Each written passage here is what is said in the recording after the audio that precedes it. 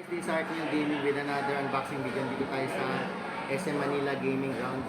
Hindi to sponsored. Bili tayo ng Neo 3 G, Neo 3 lang. Nubia Neo 3 na 5G na phone. Buksan na natin guys. Ginagawa ko dito. Wala pa yung GT, yun sana mas maganda yun.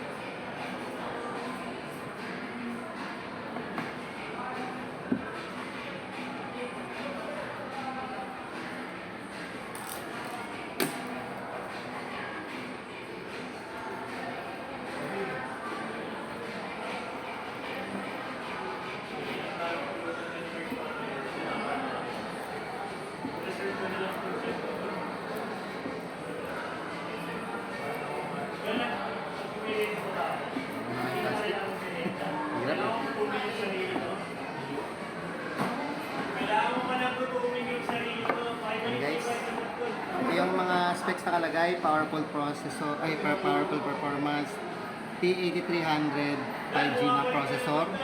Tapos meron siyang AMOLED na may 120 Hz display. Tapos meron siyang 33 watts na bypass charging. Yun na bypass. Pwede ka maglaro ng tasawa ito, i-on mo lang yung bypass charging. Pwede ka na maglaro 24 hours.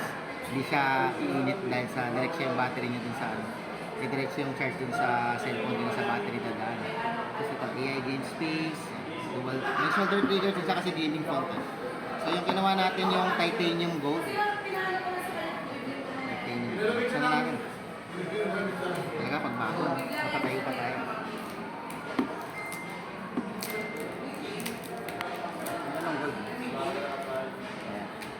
Yung sa likod, yung sa harap. Buksan natin guys. Ay, tingnan mo natin yung design niya. Ganda. Pang gaming talaga yung design niya. Kasi ito yung ano niya. So, meron siyang SIM ejector, volume rockers,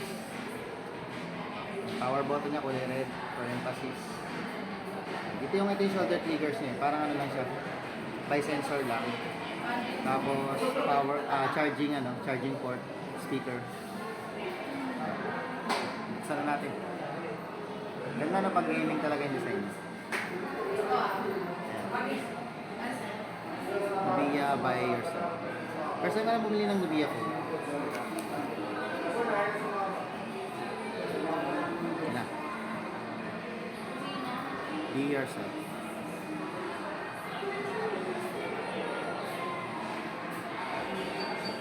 Try natin diver.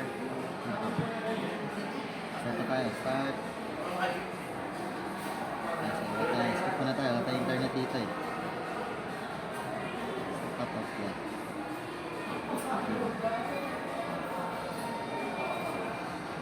Kasi ako na i-adjust yan. Skip ulit tayo. Skip ulit. Sige.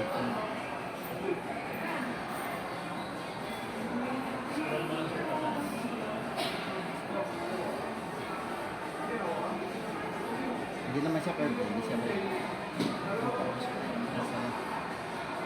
Ay, na. Accept. Ngayon natin pa kanina. Reject. Ano ba talaga? Reject, exit. Back, away. Hit na yun. Oh, my hope. Kita ba, B? Ayan na, may nangas. Ayan na yung loading screen nila. So, kaya natin yung camera. Well, di naman to, no? Di naman to camera ko. So,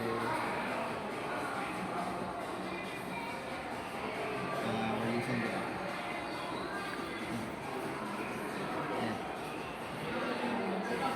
Ito na natin. Sa Razer tayo.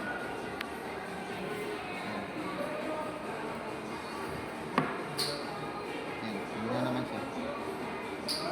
Ayan. So, yun na lang guys. Yung gusto ko dito may may bypass charging pag adi ka sa ML.